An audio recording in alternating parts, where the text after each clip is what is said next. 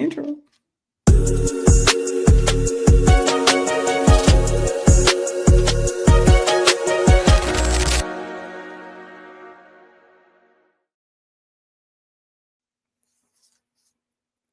Happy Saturday.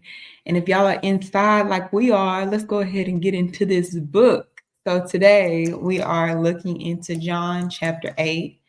And what I find is John chapter 8 is less about mercy, but more about exposing hypocrisy and redefining justice.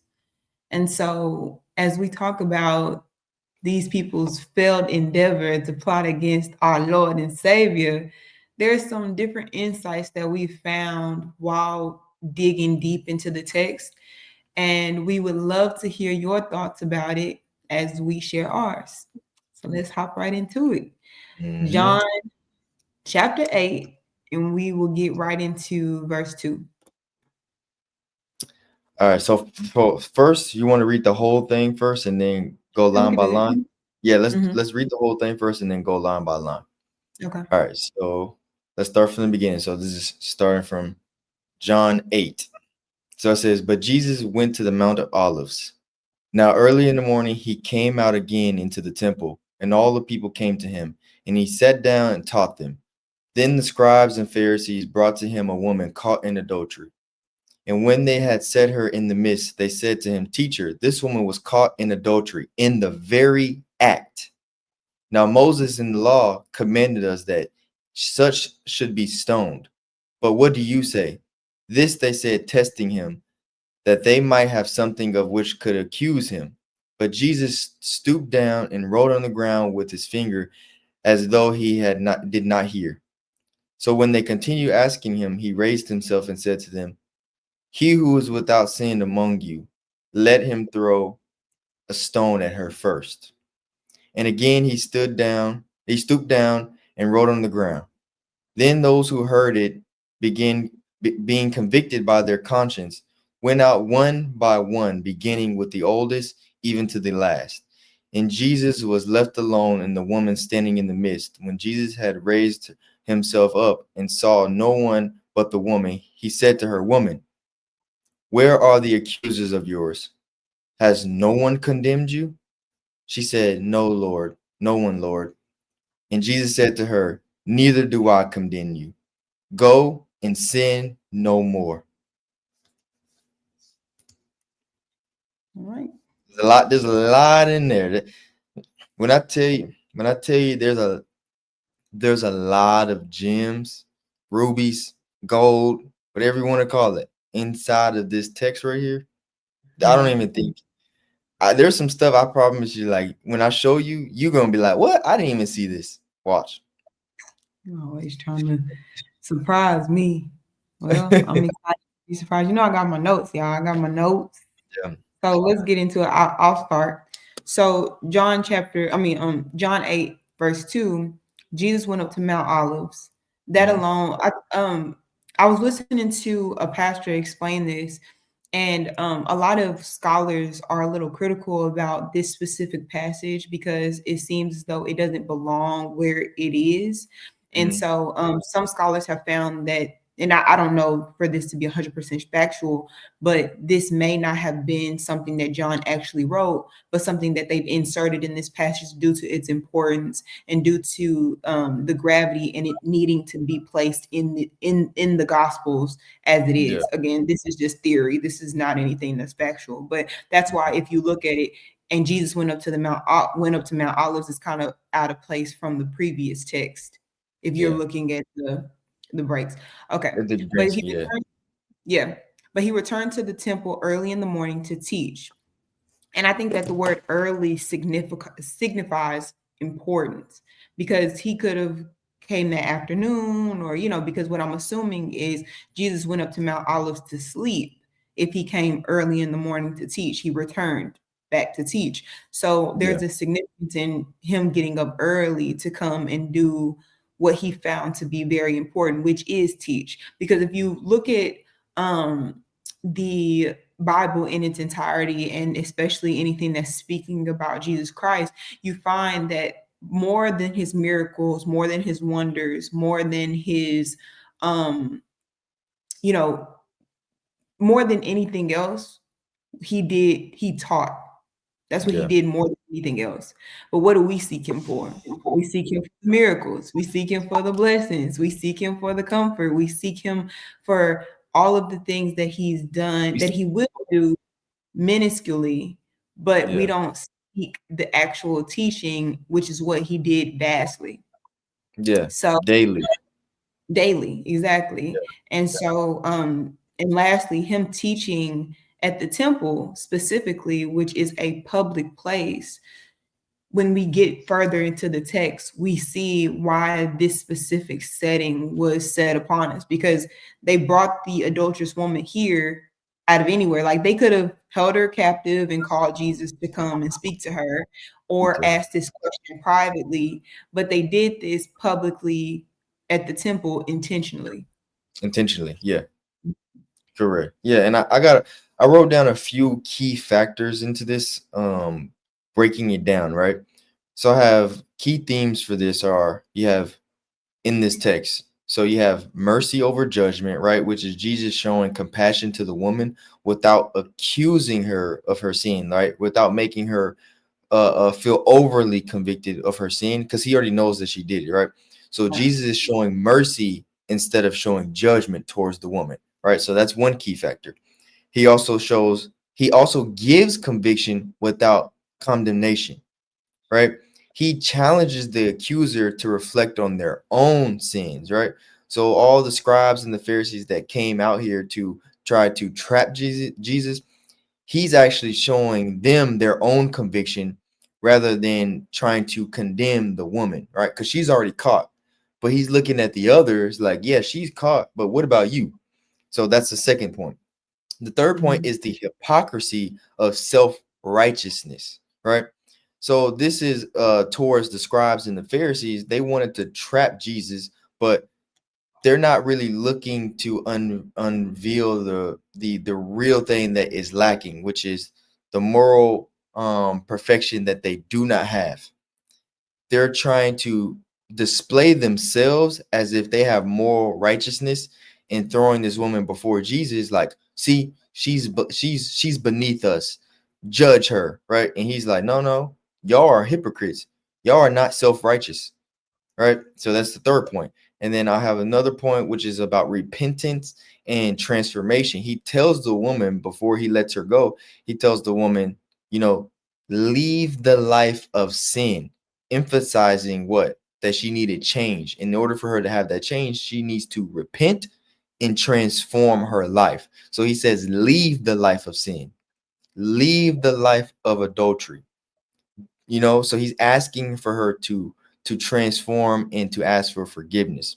And then lastly, Jesus as a teacher and a judge at the very same time.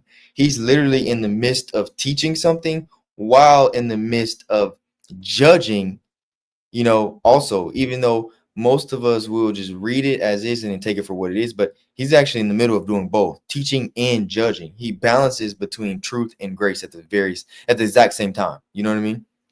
Mhm. And And so it's what you go ahead. go ahead. What you've done is summarize the chapter well. And I wanted to go kind of like verse by verse and kind of break Yeah, down this in depth, because I think that a lot of people understand this in essence, but yeah. sometimes we skip over things. So I'll take it to verse 3 through 5, right? Three through So five. yes. Okay. So 3 through 5, I'll read it real quickly. It says, then the scribes and the Pharisees brought to him a woman caught in adultery. And when they had set her in the midst, they said to him, Teacher, this woman was caught in adultery in the very act. Now Moses in the law commanded us that such should be stoned. But what do you say? Yes. So here they bring the adulterous woman to the temple in an attempt to embarrass her, because as we Embarrass her. said from verse 2, they could have kept her in prison. They could have discreetly asked Jesus to come visit and ask for his input if they were really searching for that. But furthermore, it wasn't just to embarrass the woman, it was to embarrass Christ as well.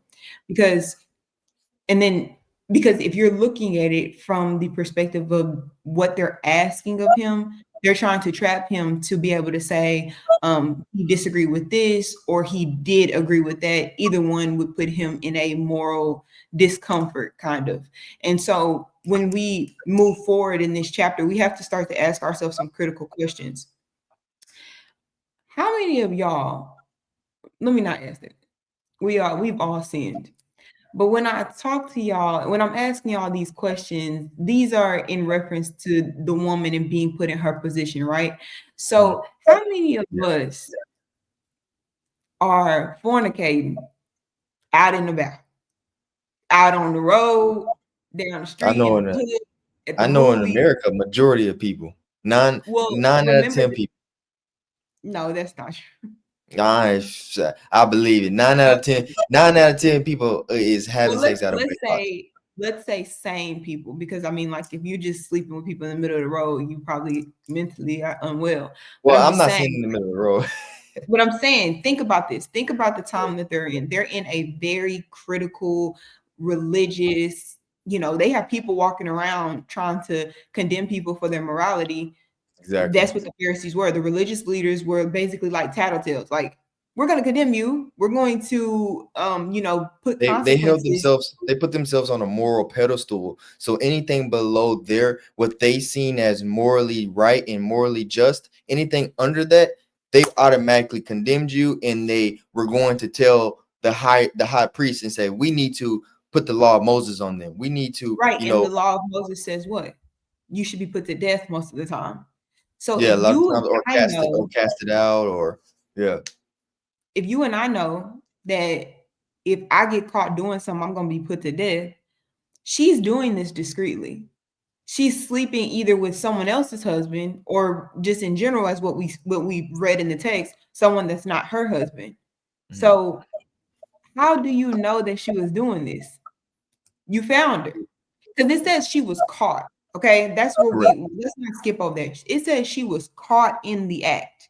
Yeah, I'm glad you went to this because I got some stuff to say about this as well. Yeah. Majority of most likely she got a towel on, a sheet. They dragged her out of the bedroom.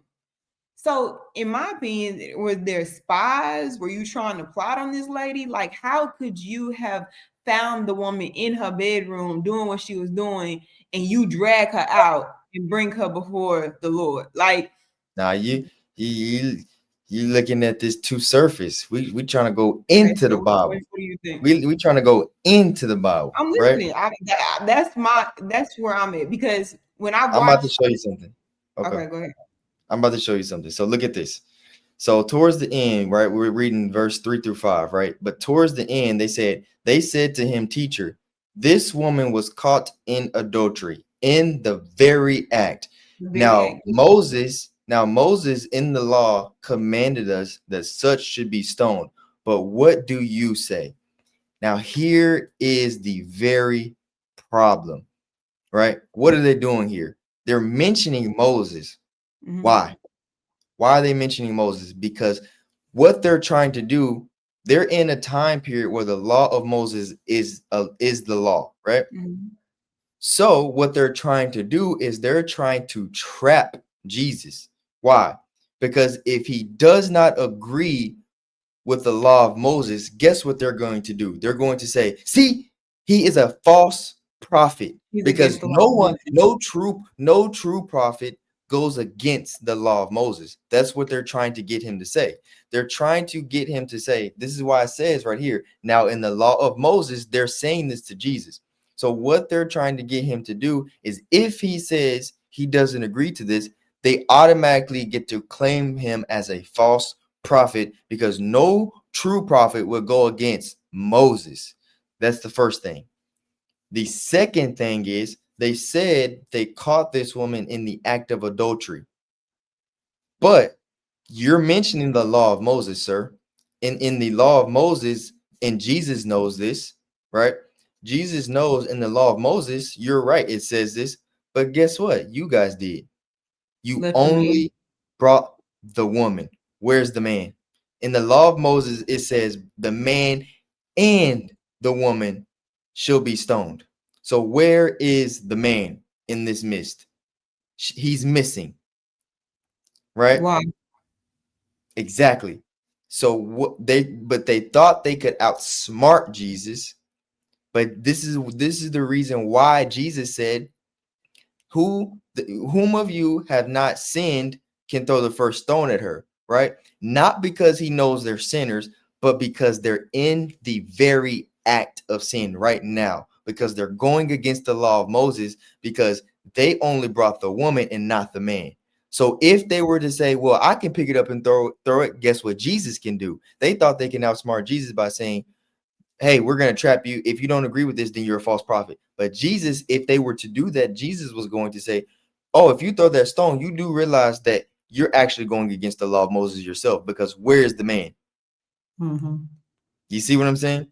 Mm-hmm. They were in the middle of actually going against the law that they're trying to put on her because they didn't bring the man. That's an Yeah, it's issue. kind of like they do these little riddle things, like when they were Yeah. asking about paying taxes to Caesar. It's And like you, they try to continue to like put him in these little traps to show that he's not the man of God, the son of oh, God. look at this. Hold on. Look at this. Somebody says it's AI. No, we're real people. Do we look like AI? AI is very scary now. If they look this No, real, I don't think we AI on here talking about the we are Bible. we are we Y'all got are some pages we are that not we are not AI. We're real people. I think they joking. They joking. That's funny. But But yeah, and then sorry to go back to that point. Also, actually, I'll let you go on your part before I start going on a little bit more. Go ahead. well, the reason I said that they either okay, it's one of two things. Why he barking? Go ahead. It's one of two things. Either there were spies arranged to follow her. One second, I'm sorry. I'll be right back. So yo, our little dog that we babysitting our my wife's aunt's dog, and he a little crybaby. So he doesn't like to walk down the stairs, so we gotta bring him downstairs because he's too scared to walk downstairs. But what I'm showing you guys here, let's go back to it really quick. So right here, it says, then the scribes and the Pharisees brought to him a woman caught in adultery. And when they sat in the midst, they said to him, Teacher, this woman was caught in adultery in the very act. Now, Moses in the law commanded us as such should be stoned. But what do you say? They're trying to trap Jesus, but what they don't realize is that Jesus understands is they're actually going against their own law of Moses that they're trying to put on Jesus. Because in the law of Moses, it tells you that if you're caught in adultery, the woman and the man are to be held accountable, but they only brought the woman.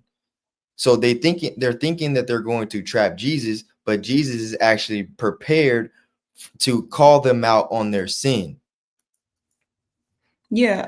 Okay. So let me explain. Yeah, Now go that ahead. you presented more of a different perspective, it has to be one of two things. There's spies arranged to follow this woman for this specific um ordeal, because think about it, if this is a private sin, and I've read that in this time period a lot of people weren't even condemned for this sin because it's private, because it's in the privacy of your home or wherever you're planning to do it. So it's not like people were just doing this is a very discreet sin, they're Now doing it in privacy. if I'm critically thinking about this, here's what I believe happened. What I believe happened is they're trying to nail Jesus as a false prophet, right? So what I believe is they already knew about the affair. So whomever, which is probably why they didn't bring the man. The man that they did not bring, they probably knew personally, which is how they knew That's what he I'm was saying. she was sleeping with him, right? That So was the other scenario I was going to put in place. critical thinking, they knew the man that was sleeping with this woman. But because they knew the man, they didn't bring him, and they wanted to purposely nail Jesus, so they brought the woman because they have no loyalty to the woman, only to the man. So they didn't bring the man, but they brought the woman because there's no loyalty to her. So they brought the woman because they knew this had probably been happening for months, if not years. They just wanted to nail Jesus so bad that they were like, "Hey, we got to use her so we can nail him." Cool. And the guy that they didn't bring, probably was a Pharisee. You see what I'm saying? Mm-hmm. Or a scribe or a Sadducee. So critically thinking about this, that's exactly what happened, because there's no way, like you said, they're not spying on this because this is something private and intimate. They already knew about this, and they told the man, say, "Hey, we have to nail Jesus. So are you more loyal to the law of Moses, or are you more loyal to this woman?" And the man said, "I'm more loyal to the law of Moses. All right, let's use this woman. Go pull her out to Jesus and see what he says about this." That's what happened. That's That's what what you happened. do. Don't say that's what I, happened. I, People think well, that is. I'm assuming. Yeah. I'm using critical thinking. Obviously, the Bible doesn't tell us exactly what happened, but that's what I'm assuming had happened. So moving on to verse 6, they used the woman, like you said, as a weapon against Jesus, condemning her for Exactly. sins, but ignoring their own, because their own Exactly. sin is, for one, like you said, the going leaving the man out, and for two, condemning without being able to view their own sinful nature, right? Yeah. So again, my notes say, why not bring the man if he committed the same sin? Because they didn't. But the truth is, they didn't really care about the sin. They didn't really care. It was just No, a they didn't care about that. to, to Yeah, go it was against. a prop. It was a prop to actually claim Jesus as a false prophet. That was the point of it. The point of it was, we need to nail Jesus for something. Let's see what he says about this. Mm-hmm. And so then this is another important part. Then the Lord stooped down. And this is one of the parts that I wanted to touch on because we speed past that and we're like, Which part are okay, you talking what about? happened? Which verse? This is still verse 6. Oh yeah, it says. Let's pull it up real quick. Mhm. It says, "This they said, testing him, that they might have something of which to accuse him. But Jesus stooped down and wrote on the ground with his finger, as though he did not hear." So he stooped down. It doesn't say he got angry with the woman. He didn't lash out at the woman. He didn't even like buck up at the men who were coming to question him. He Mhm. stooped down and show humility to ease the woman's humility. That's what I Yeah. believe. I believe it was to, respect her and it's all the odds are on her. So to stoop down and to start writing in the ground means he's looking down. He's not looking at her and her shame. And so then he ignores the men because their intentions are wicked and he expresses the kindness and meekness that Paul actually talks about in Corinthians. So sometimes when we hear people talk about the Lord is like people who don't understand Uh, Christ and his character, huh? no, I'm listening. When people don't understand Christ and his character, they sometimes say, oh, the Lord is, vengeful, hateful, angry, this. And it's like, no, we skip past the character of God to put ourselves in a light of what we would do if we were God and how we find that our judgment in the way that we would judge, in the way that we would go about things, and that's how we view God. But in reality, this right here is such a microscope into who he is and his character and things of that sort. And I think that for us to be able to serve such a God, such a gentle, kind, you know, merciful God is just something that we cannot take for granted. Because So did the she question, commit the sin? Go ahead. the question I have for you really quick is, why did the Pharisees bring the woman to Jesus, and what does this reveal about their intentions? That's They the brought question. the woman to Jesus so that he could condemn her or let her go. And the intention is to make him look like a hypocrite. Because if I say let her go, then he's going against the law. But if he tells them to kill her, then he'd be seen as cruel and evil. And that's how people would view him. They would view him as, but in reality, his character is forgiving and graceful. And again, this does not give her an excuse for her sin. That's not the focus here. It's more about the fact that we lack mercy for another person, but if we were in the same position, we would want the Lord to take mercy on us. And so So that's what I this, think this oh, is sorry, an go ahead. example of. Yeah. Go ahead. So sorry, I didn't mean to cut you off, but I was getting to that point exactly what you're saying, right? But I want to add some context and a little bit of history to it too, right? So let's look at this part right here. In verse 2, it says, "Now early in the morning he came again into the temple, and all the people came to him, and he sat down and taught them." So with this verse 2, the very verse 2, it's telling us that there was a crowd of people here, Mhm. right? And the reason that this is important, why I'm bringing this up, and the reason I asked you this question is because they said in line 5, they said, "Now Moses in the law commanded us that such should be stoned." So actually, they're doing two things to trap Jesus, not just one. So in this time period, right, who ruled over Israel? Who ruled over the territory of Israel? In this time Rome. period, you gotta give me a second. I gotta think about this stuff, man. Answer before I get there. Go ahead. Yeah, so Rome ruled over this time period in Israel, right? So, guess what they're trying to do? Because they thought that they were very, very, very clever. They're trying to do two things at once. One, You said you want me to answer it. You want me to answer what they're doing? go I ahead, can go tell ahead. you what they're What do you doing. think they're doing? They're committing two things because one, it's they're going against. I mean, they didn't bring the man, right? That's the Mhm. first thing. But then also, they're trying to get Jesus to go against the Roman law because religious leaders are not supposed to be able to condemn people or to execute them. Romans took that privilege away from the religious leaders prior to. Exactly. So what they're trying to do is two things. The first one is they're trying to say, okay, we're going to trap Jesus this way. If he doesn't agree to the law of Moses, then we can claim to him in front of all these people that he is a false prophet because he's going against the law of Moses. So that's their first option. Their second option is if he agrees to the law of Moses and they can't call him out for being a false prophet, they're going to call him out for what's called sedition, right? Because Rome owns the property in Israel. They rule over Israel. So by law, Israel cannot put anyone to death. Only Rome can. Mm, So if Jesus calls for her to be put to death, guess what they can do? They can go to Rome and say, look, look, look, this guy Jesus over here, he's calling for sedition. There's a crowd of people and he's rebelling against your authority. And sedition is enticing people to rebel against a monarch, a government, or authority.